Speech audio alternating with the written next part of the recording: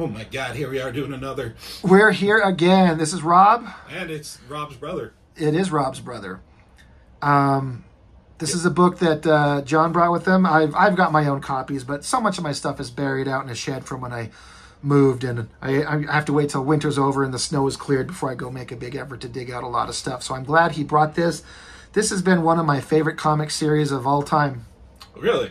I think it just worked because the artist was at the peak of his skills, his abilities. He's got great art, great coloring. I think especially the first storyline, the first 6, 7, 8 issues, I don't remember how many it was, it read kind of like a movie. Yeah, it's very cinematic, especially the beginning parts on some of these that we'll see. Yeah, it just worked. And it felt like a guy who knew exactly the kind of book he wanted to draw and how to tell the story and the kind of characters that he wanted. And it felt like he just knew exactly what he's doing, and it worked. And a lot of guys start their own books, and it does not feel that way. Yeah. This guy definitely had a vision and probably wanted it to go on longer than it did. Like, he went off and did some other Soulfire. There was Soulfire, and there was another something that he was going to do. He started doing pinups for DC, I think Marvel too, and then he drew a series. He did that Batman, Superman, whole like 6, 7 issues. It had Supergirl in it.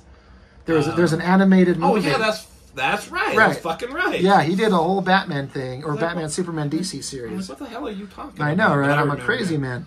But I think Fathom is his best work. We're talking about Michael Turner. Tragically, unfortunately, it's weird when there's someone who you've never met, but you kind of feel in a way the pain of their loss. He had struggled with cancer for a little while, and then you'd heard him kind of talk about in interviews that he'd been going over it, but it looked like he'd maybe beat it, but then it come back and it killed him. And he was in his 30s. Early 30s. Young, handsome guy. From all the interviews and from what I seem to remember people talking about him, a nice guy. Yeah.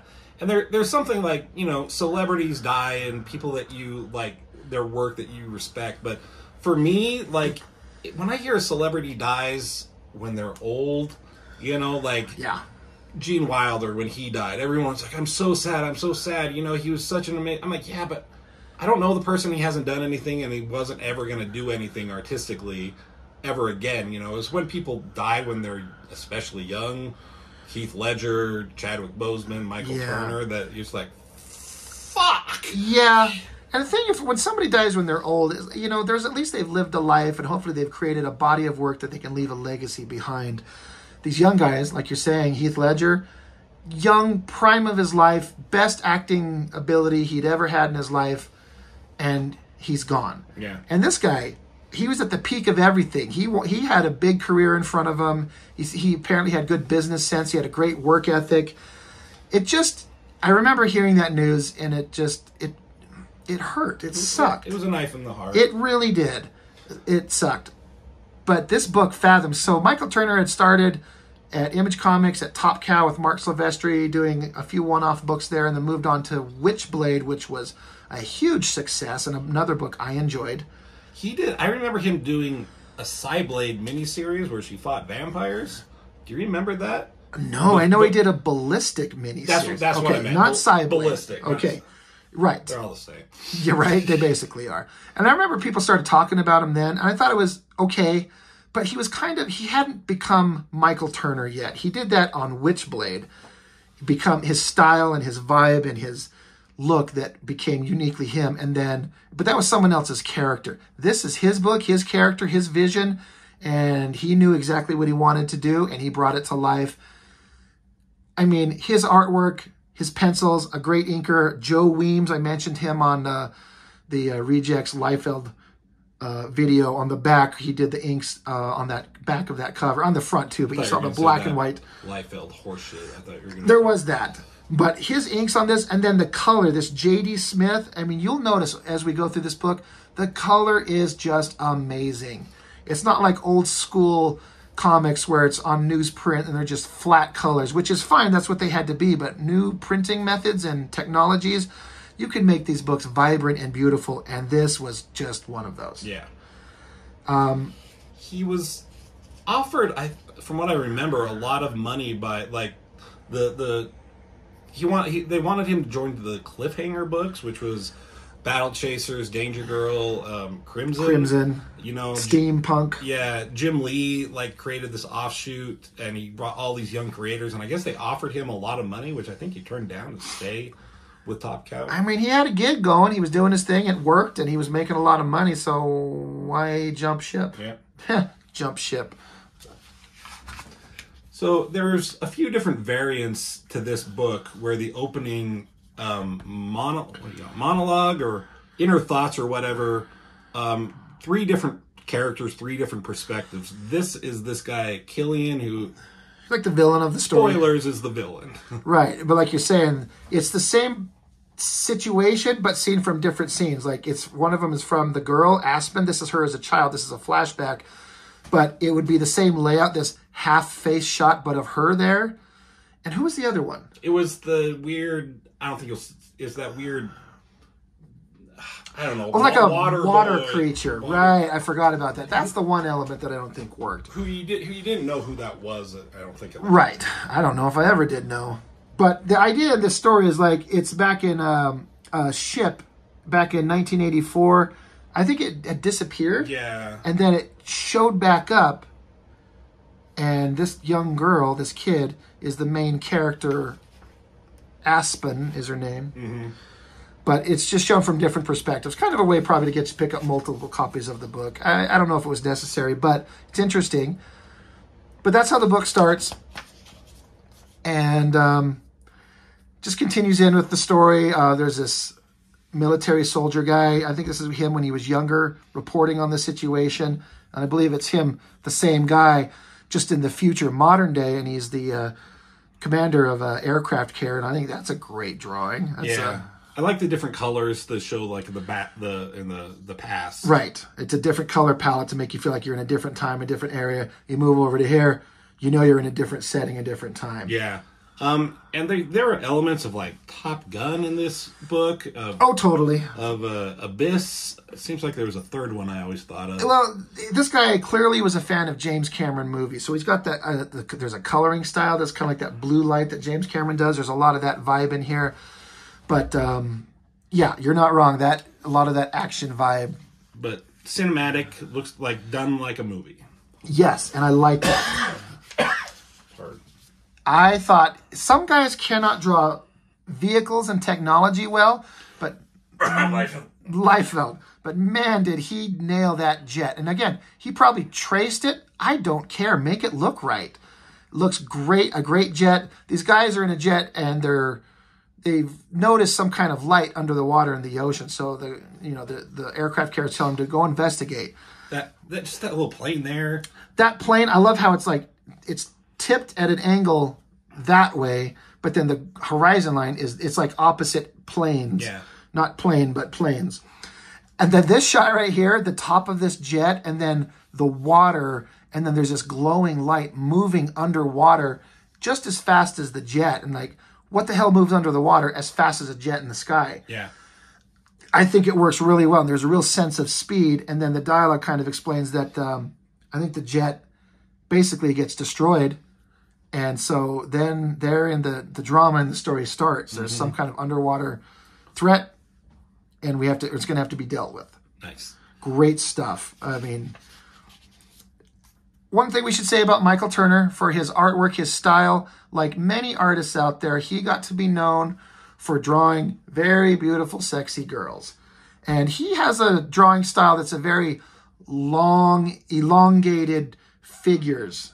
And it's a unique thing to him. Some people like it, some people don't, but it was definitely a unique style that looked it's him. You see it and you know it's him. Yeah. Sometimes it works with him. Sometimes it not very. Agreed. It's not a bad picture, but there's something about it that looks weird to me. And there's stuff about like, I like that picture more. I like that picture more. I like that foot. Right. And the shoe. The big money shots kind of, it's the least interesting thing on the page. Mm-hmm. But look at the colors on this. Man, do they just nail it. Really good. There's a perfect example of his kind of ridiculous kind of elongated figures. Very skinny, very long legs, kind of big feet. I can't explain why it works, but it's a vibe. It looks like Michael Turner art. Some people can do it, some people can't. And he doesn't skimp on the backgrounds. He can draw it all. Like, let's not even joke about it. He can do it all. It's not just hot girls and nothing. He can draw it all, but it draws the eye. It works. I like it. Again, it goes to a different perspective from him and the other books. It was like her, and they're remembering the same memory, but it's from her perspective, her seeing him. Right. So each book had a different kind of storytelling, but I like how, again, the color changes. So you know you're in a different setting, a different time. Great stuff. Just more build-up of the character. A lot of, like you're saying, James Cameron, water stuff, submarines. And I only mentioned the James Cameron thing because the artist mentioned it a lot of the time.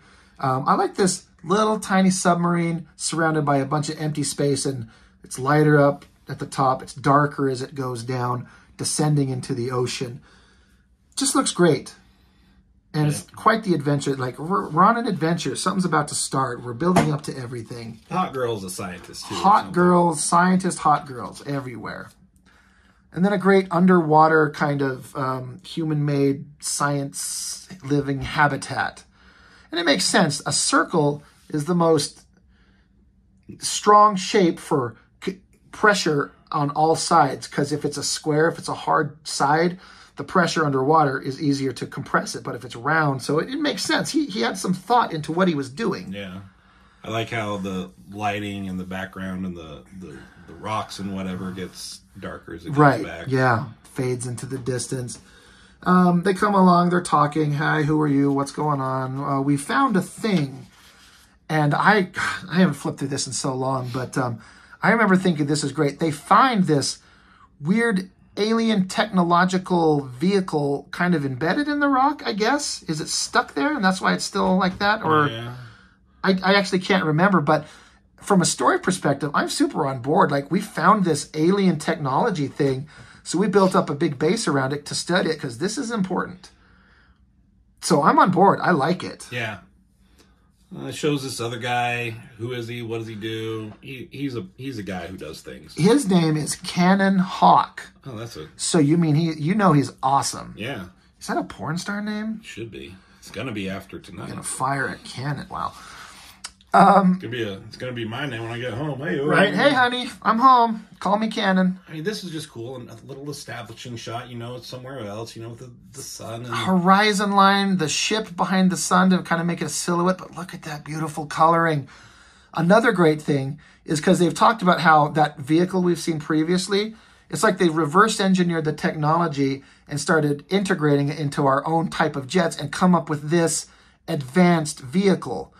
That's not that other alien one, and it's not the jet from the first pages, but it's a hybrid of the two. Yeah. And these pilots take off. They got wings that fold in. He did the whole Top Gun thing with the jets taking off. And I mean, they should have Highway to the Danger Zone going on right here. That's Maverick, right? Talk to him, Goose. And another interesting thing is that the wings fold in, and then the jet can dive into the water. I would love to see that in a movie. It kind of doesn't make sense from a real-world technological perspective that we can do. But when you find alien technology, it kind of turns it into we can do new things. And I don't think as this series went on, I think like this main story was like 7 issues.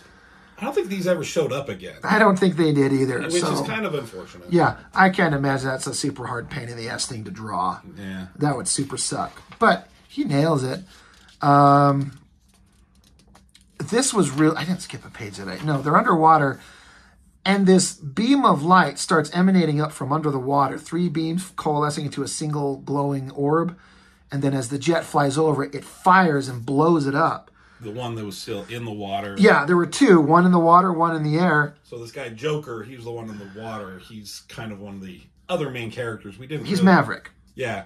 He's a main character in the series. I don't think did they establish? Whatever. He's in there. But he's pissed off and wants to figure out what the hell's going on. But I thought that was just... You could see this in a movie. And look at that lighting. Mm-hmm. Look at that coloring. Holy shit, that's great. Yeah. Meanwhile, back in the submarine base... Meanwhile, back at the Hall of Justice... they're underwater. They're observing this thing because they brought her here because she's some kind of underwater marine life specialist. So that makes her know about alien technological ships. Yep. Great. Of course it is. And she's hot. Yeah. If you're hot, you're involved. And they have this scuba suit that shows how hot she is. She is hot because she's got her almost bare ass hanging out. But talk, whatever. Oh, yeah. They're saying, hey, not only did we find a vehicle, we found a naked fish man. And what a man. What a man. And they're like, he's not dead. He's asleep. So, yeah, that's, again, great use of a double splash page. Flip it over. And as we have talked about on those Liefeld books, you got to put your A game in this shit. And I think he did. He didn't skimp on anything. Like, he's got all this crazy coral kind of inspired underwater gear that they wear. Like, that's just a bitch to draw. It is, but I don't know, because they're just kind of random organic shapes. It's not like hard straight lines. It's a little easier. Sure. And he also did this thing. He talked about how he studied swimmers' bodies, and they always have like big upper bodies because they're swimming with their arms. So he'd incorporate that into the figures on his underwater characters, which I thought was an interesting approach. It makes sense. Another great use of spreading the double page spread. There's one of those alien vehicles in the water. I think that's like the thing that was in the first page that the jet was chasing above it. Mm-hmm. This is the same kind of thing. Now we're just seeing it. What a great design. Yeah. It looks fast. It looks like, again, kind of like an organic coral kind of material encased in like a clear bubble of some type. I don't know if they ever explained actually what it is. So the guy sees it. He's like, holy shit, that's the thing that just killed my wingman. And like, I want to get it. They're like, fuck you. Do not engage. And nope, he's going to get that shit. Well, what's great, and I love the details on this, there's some small panels, but he fires a torpedo, and then you see the torpedo coming at the alien ship, and then the alien ship kind of dissolves into like bubble water while the torpedo passes through it, and then reforms itself. So the torpedo is now free floating into the water, and it happens to lock on to something. Like the torpedo's in the water, it's active, it's searching. Well, what is it going to find? It doesn't really specify it, but it's actually, well, it does. It's heading for that underwater lab. Yeah. And it's going to hit. And right at that same moment, torpedo's incoming. This guy, he opens his eyes and looks at our character. That is the last page. That's the end of issue 1. And I think, like, again, with the different issues and different perspectives, I think this page was different. Right. Yeah. Kind of a weird thing to do, but I'm on board. You've got me, I'm hooked. The kind of stories I like and the books I like, torpedoes coming, aliens that, or not aliens like otherworldly, but these alien creatures from under the water. Who are they? What are they? Super advanced technology, and they're able to kind of dissipate and avoid weapons fire. Now that weapon is just flying free towards this base, and it's going to hit, and that's going to be bad. Guy wakes up and looks at her, and eye contact is made. The end, issue 1. Yeah. Cliffhanger, man. Witchblade, the book that he worked on previously. They're still kind of hype it. That's issue 25. Which was his last. His last book, and then before coming over to here. Witchblade was a great series that he did. It worked when he was on it, and it kind of failed every other time anyone else drew it. Had a little crossover with Marvel and stuff. Remember that? With Marvel? Devil's Reign. Oh, yeah, that's right. That was a whole thing no one ever talks about. We should dig them shits out. Yeah. And then a big double-page spread of Fathom #2. Great drawings, great colors. He's just really selling it, and I buy it. I believe it, and I did buy it. Yeah. And we always thought, like, this would be such a great movie. They should do a movie. And for the longest time, they said that they were going to make a movie with Megan Fox. Megan Fox had signed on to be Fathom. Which, I would fucking watch that movie. Right. I don't mind her as an actress as much as others. I'm fine with her. And she looks the part. She does. I don't know why they're holding off. I think a big part of it is it's not a very well-known property, and the more time passes, the less known it gets. Sure. And the entire concept, crazy high budget. Yeah. Anything underwater in a movie is super expensive. Alien ships, jets.